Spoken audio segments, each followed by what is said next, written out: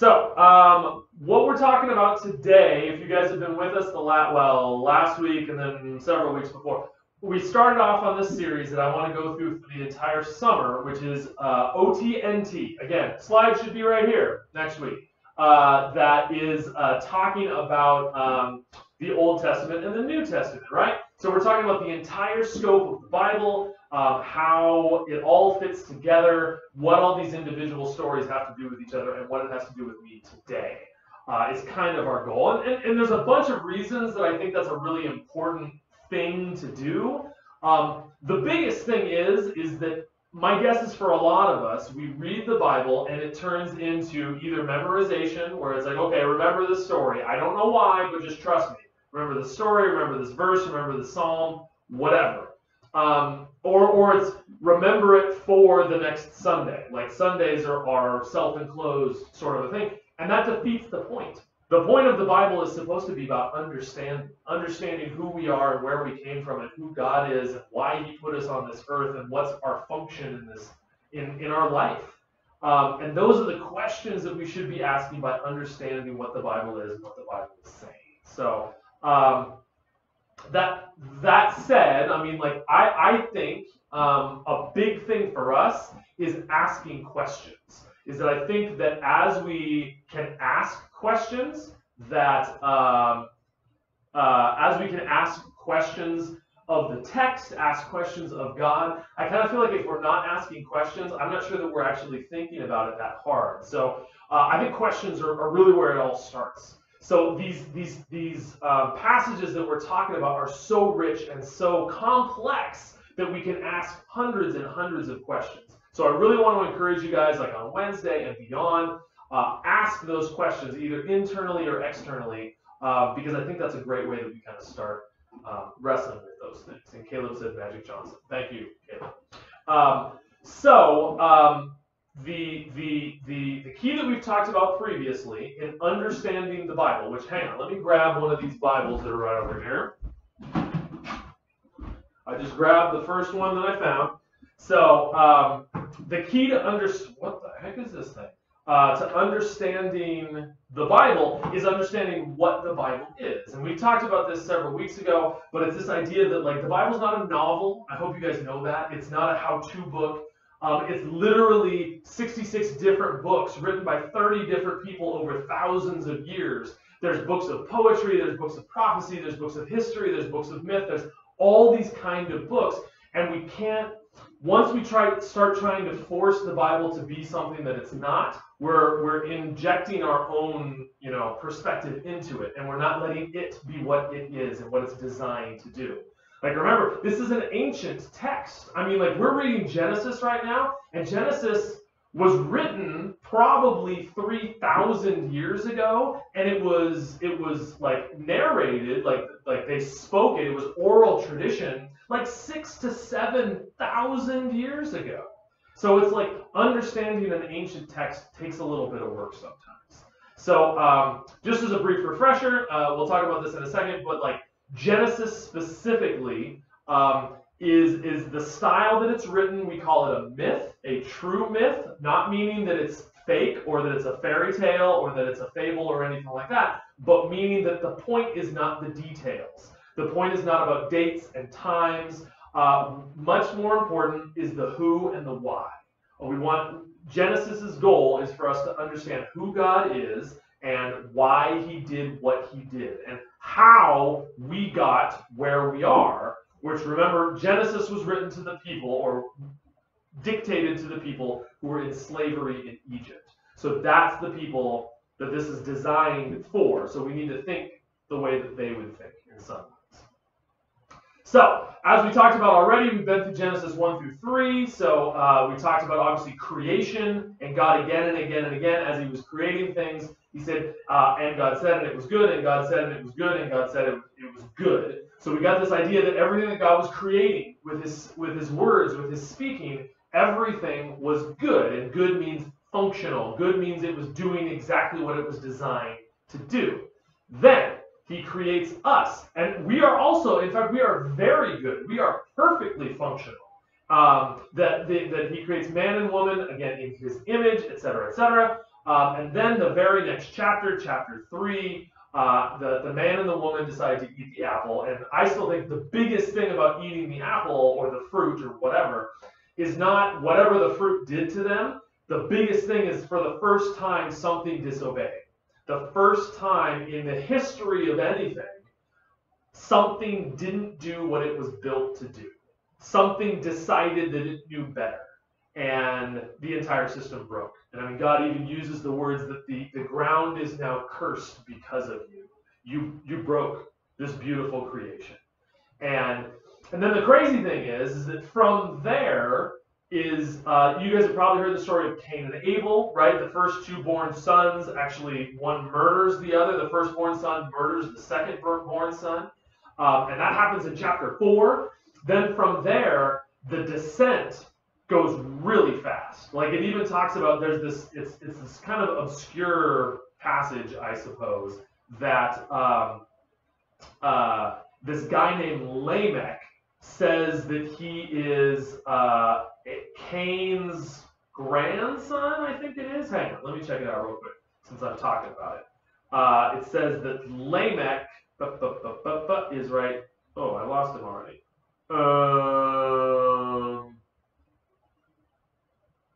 There he is. Yeah, Lamech right there. So Cain, Enoch, Irad, Methuselah, Lamech. So, okay, not grandson, but like 6 times. So it's 6 generations. Lamech kills somebody, and then in Genesis chapter 4, he says, I have killed a man for wounding me, a young man for injuring me. If Cain is avenged 7 times, then Lamech 77 times.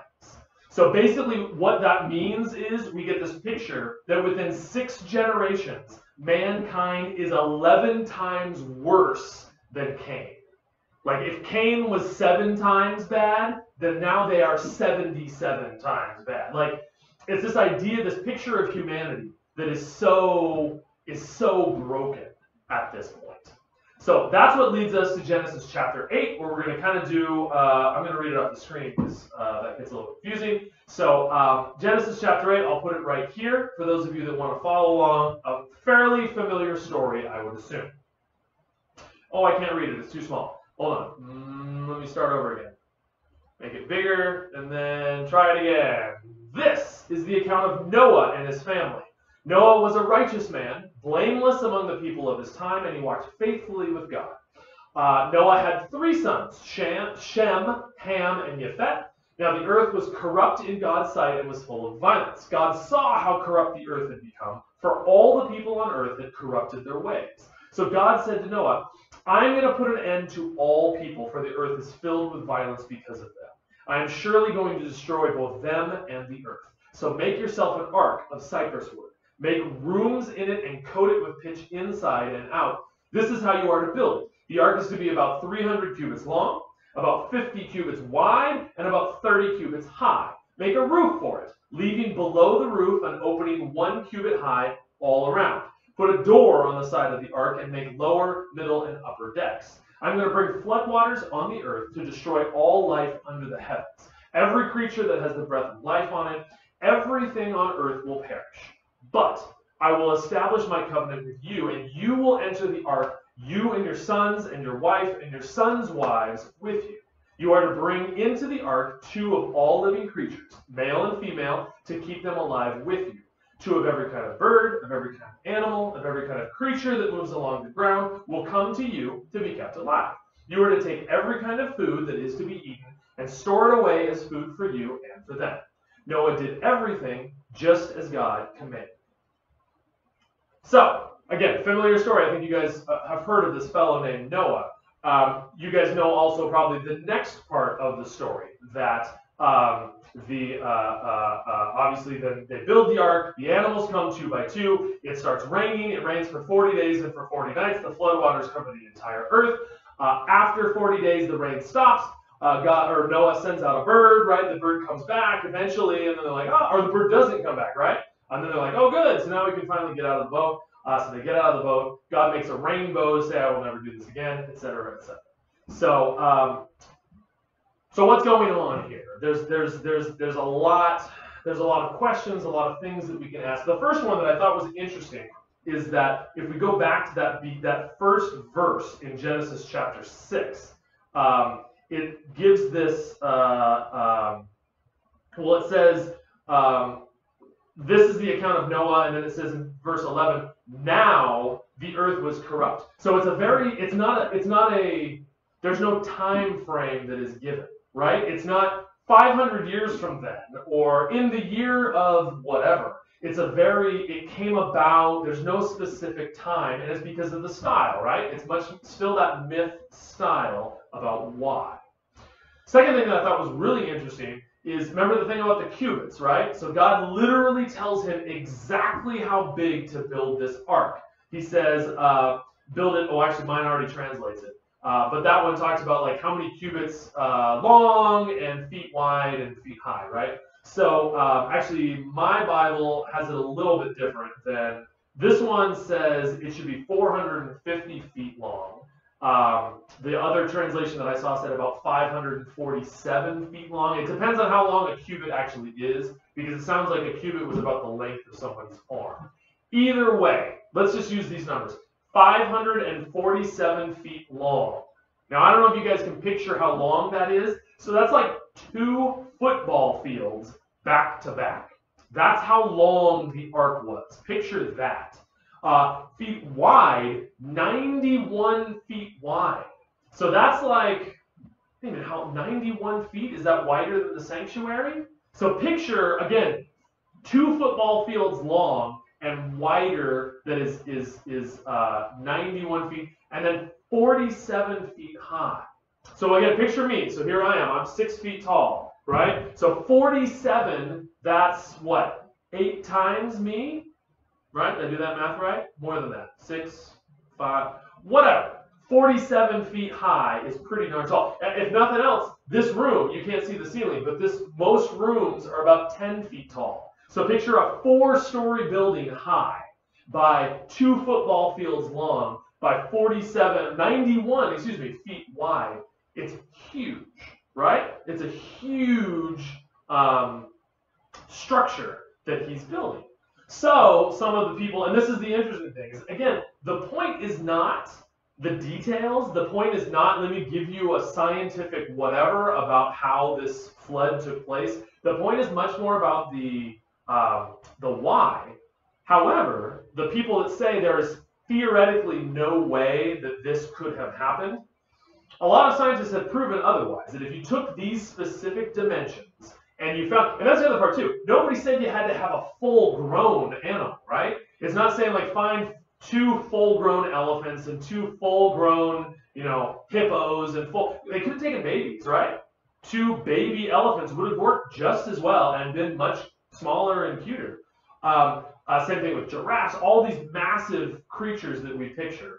But even, and then the other part too, I heard another one somebody say, is that think about like, if you would have brought like wolves, let's say you just bring 2 wolves, over the centuries and the millennia, is that those wolves, as they spread out across the world, they would turn into gray wolves and white wolves and whatever wolves based on their environment. So you didn't need to bring like literally every species on Earth. You could bring 1 or at least 2, and then they would adapt into all of the species around the Earth. So I thought that was interesting as far as just like the feasibility of what we're talking about. 2 more things real quick about the passage itself. Is that it does, and this is an issue that I've always had, the Bible describes Noah as blameless, right? Or at least in this one it says, Noah was a righteous man, blameless among the people of the time. Now the interesting thing is, blameless is not the same thing as sinless. It's not saying that, well, Noah was perfect and everybody else was flawed. Because I think for me, a lot of people end up thinking about like, well, it's probably like it is today, where nobody's perfect, but Noah was perfect. That's not what it means. What it's saying is that Noah was not participating in the wickedness of the world. Everybody else was, but Noah and his family, or at least Noah, it doesn't talk about his family, to be honest with you. At least Noah is not participating in the wickedness of the world. And then the other one that is kind of interesting, which we didn't get to, that's in chapter 9, is that it starts talking about like the way it describes the flood. It talks about like the great deep, and it talks about the floodgates being open. It's using the same language that was used in Genesis chapter 1. So basically what God is doing, the flood is reversing creation. He is uncreating things. So that's very important theme-wise, is that we get creation and then we get uncreation with the flood. Okay, all that being said, why do we care? What does any of this have to do with me? Why? So the challenge for me, the big question, I think, about the flood is that if I know that God is a God of love, that God is love, how do I reconcile the fact that God is a God of love and he wiped out all life on earth? Those two have to fit together, right? This has to be, this has to be, they have to fit together. If God is God, if he is always loving, and this is something that he did, then this must be loving. And I think the easy answer, which is not, I think is not the real answer, is that I think from a childlike perspective, we could say like, well, everyone was just so evil. They were all bad guys. They were all like murdering, and they were all this stuff. And there's a certain truth to that, but the reality is that like they probably were flawed. Was it like it is today? I don't know. I'm assuming it was much worse than it is today. But the reality is, I'm sure there were people that were like, quote, good people that never did anything really wrong. But that's not the same as being blameless. That's not the same as not participating in the wickedness of the world. Another thing is that it talks about, what is it? Did it say it in this verse? I don't remember. About like God regretting that he had made. No, that was before this. So it goes all the way back into verse 5 that we didn't read. The Lord saw how great man's wickedness on earth had become, and that every inclination of the thoughts of his heart was only evil all the time. The Lord was was grieved that he had made man on the earth, and his heart was filled with pain. So it's this interesting thing that like God's as being grieved or regretting that he made earth, it's different than changing. Like, oh, I made a mistake. Like, no, God knew from the creation that this was going to happen. That doesn't mean that he can't be grieved or he can't change his course. I mean, it's that thing of like, yes, he already knew he was going to do that, so is it really him changing? Well, whatever. Either way, he's going this way and he decides we're going to do something different. Ultimately, it comes up to this conflict that you've got the wickedness of the world and a just God. And a just God, seeing the wickedness of his creation, needs to do something to help it. Because the reality is too, is that it's not seen as a punishment. How dare you defy me? It's again, his heart is breaking as he sees the pain that the world is inflicting upon itself. And for me, I always think back to, and this is just my imagination, but thinking, you guys know, like at the end, right? At the end of Christ's life, where he is, after the Last Supper, he goes into the garden and he's praying so hard that his sweat is literally coming out in blood. And one of the things he prays is, Father, if there is any way, take this cup from me. That God, if there's anything else that we can do other than having me be crucified, let's do that. So I almost wonder if it's like, if God, it would almost not be loving of God to say like, nope, I don't even want to try anything else. But instead to say like, listen, like, we tried. We tried giving them a fresh start, right? We tried just saying like, hey, like with Adam and Eve, right? Here's a perfect garden. And all you have to do is not do one thing, and we blew that. Okay. Go off on your own and find your own way.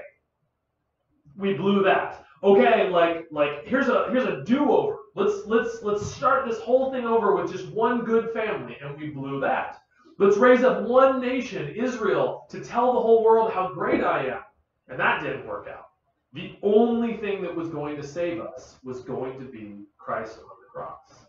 And for me, that's where this story becomes so important, is that I think it should drive home the point of just how big a deal sin is. Just how it's not something that, oh, I screwed up, oh, like, oh well. Like, no, the consequence of sin, the consequence of brokenness is so big that God was willing to do this to save us from it. And that the cross was an even bigger deal than flooding the entire earth. The cross was the next level, or 2 levels after that, I suppose. And so for us, like, again, remember, sin for us is not just like murdering people or stealing things or something like that. Sin is any time that we choose our will over God's will. And I think the Bible says again and again, like, that's a really big deal. And there's a big consequence not only to us, but the impact that that has on the entire world is surprising. Is that sometimes we think it only affects us, and it clearly does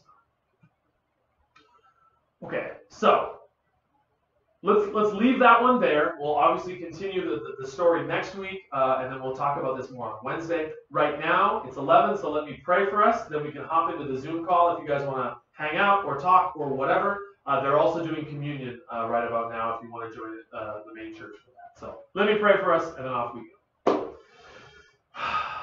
Father, thank you for this morning. Thank you for my brothers and sisters and the time that we're able to share, even digitally, even virtually. Thank you for the way that you've gone above and beyond to save us from ourselves. Help us understand the love that we don't always understand, because that's not who we are. And that's something that's sometimes alien to us. Give us eyes to see not only what you have done in the past, but what you're doing all around us today. Help us become those kind of people that are, closer to the things that you designed, closer to the things that doing what you built us to do. Thank you. We love you, and in Jesus' name.